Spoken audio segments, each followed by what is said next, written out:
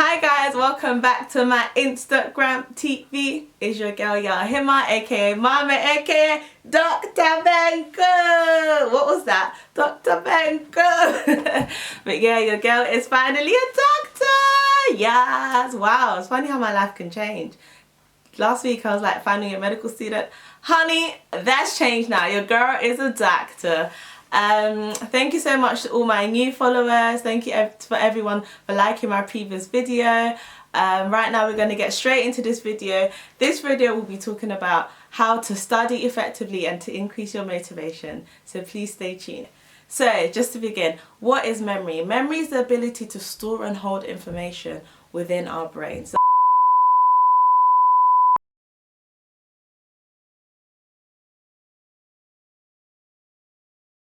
There are many structures in our brains that deal with memory. So you have your hippocampus, you have your frontal lobe, you have things like your prefrontal cortex and other, integrated networks in our brain that work together in order for us to create memory. So we have several different types of memory. We have things like your autobiographical memory, which is basically an autobiography. It helps us remember our school life, our work life, our relationships. We have our episodic memory and we have our semantic memory, amongst many others, but I'm not going to get into it.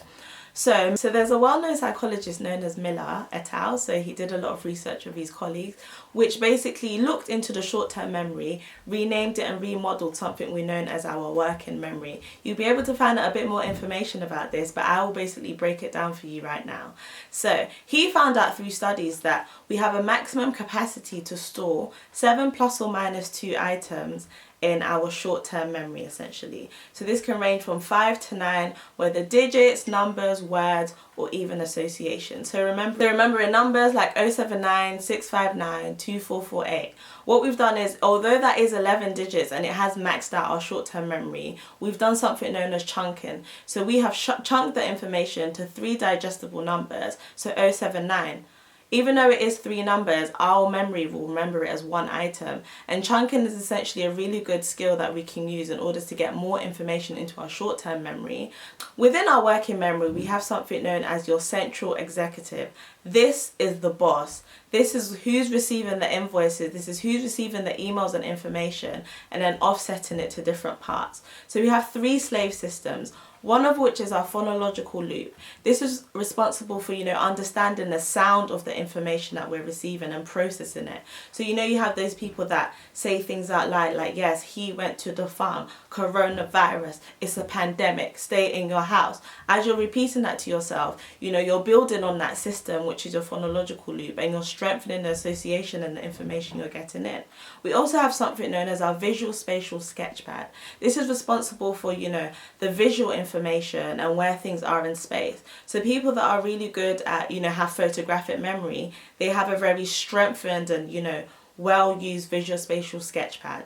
We also have our central system, which is our episodic buffer.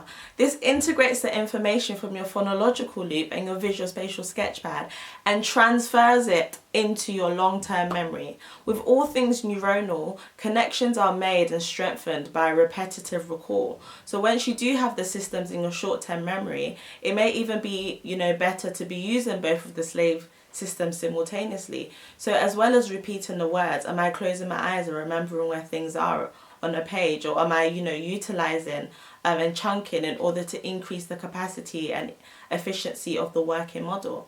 As we're doing that, we're getting information into our long-term memories, which will then further be split into your autobiographical, your episodic, and your semantic memory, amongst other things. So that's the science behind it. Now I'm just going to be providing you with tips on how to effectively improve your memory. So stay tuned. So these are my top 2 tips as to how you can study effectively, and tips that I use and things I use in order to pass every exam I've ever sat. So my first tip is space repetition. If you've never heard of space repetition, where have you been? Honestly, it's literally what I use to drill information here, and it utilizes on the working model, and I'll show you how. So space repetition is where you recall certain pieces of information at spaced intervals. So essentially, when you learn a piece of information, so you can set the timings for yourself, but I usually use a 1 hour, end of session, end of day, and end of week model. So if I learn a piece of information, so A plus B equals C, after 1 hour, I will try to recall that. So as I'm doing my, phonation and I'm thinking about where it is in space, linking back to the working model, it then temporarily goes into my long-term memory. And essentially when I'm doing my space repetition, I am retrieving that information back into my working memory after an hour. So I was like, A plus B equals C. That's after 1 hour. And when I finish my study session, I'll be like, okay, so what have I learned today? Retrieving that information back. A plus B equals C.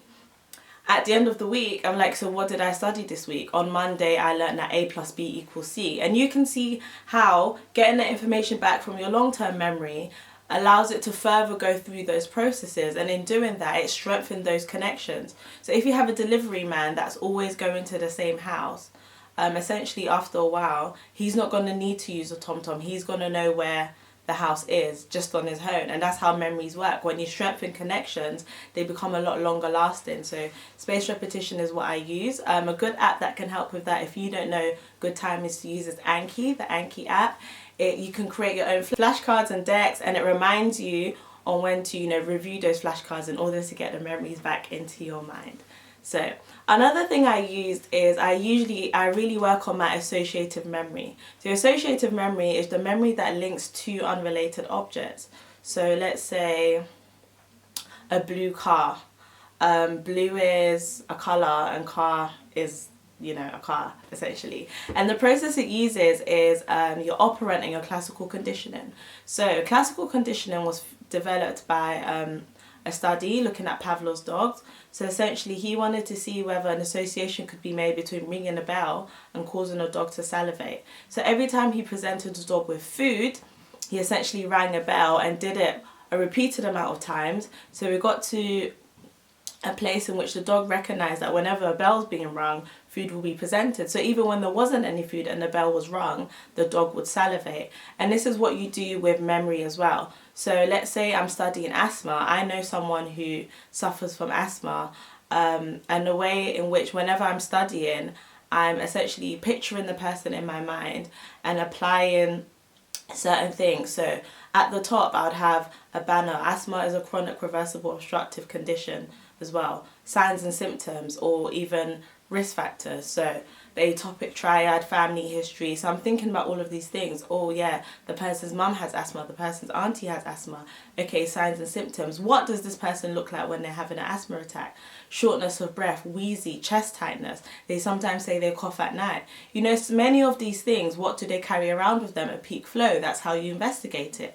So by creating these associations between what you're studying, you're going back into your autobiographical memory, which is what you know about the person, and then hanging up this new piece of information onto it, and it really strengthens the way you learn.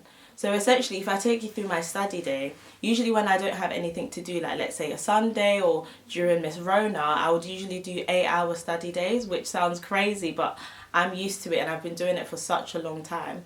What I'll do is 4 hours of a certain subject, so let's say respiratory, which is lung stuff, and then 4 hours of eyes, or ophthalmology if you want to be more medical or scientific. Essentially, when I'm starting with respiratory, when I'm about to tackle a topic, I'll be like, okay, COPD, what do I know about it? I find out what the gaps in my knowledge is, or if I had learnt about asthma the day before I start, I'd be like, okay, asthma, what can I remember about it? If I can't remember anything, I look at the book, and in that way I've done my 1-day space repetition.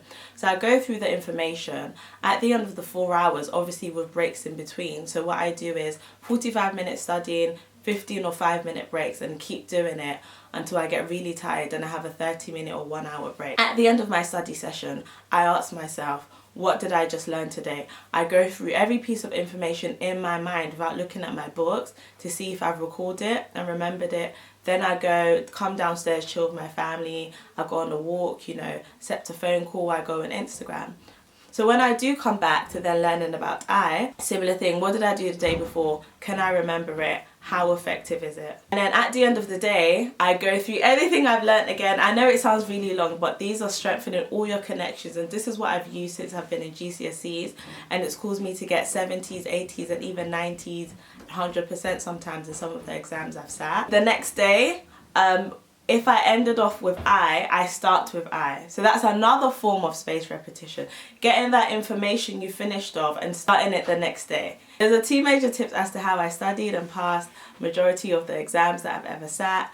Something that you should look into it. Whatever your learning style is, just remember the working memory model incorporates it. So whether you're a mind map person, you're working in your visual spatial sketchpad, whether you're more videos and auditory, you're working in your phonological loop, just try and practice and see what works for you. But if there's one thing I'd say you should do, is your associative memory, try and build in it, forming associations, and spaced repetition. Thank you so much for watching this video.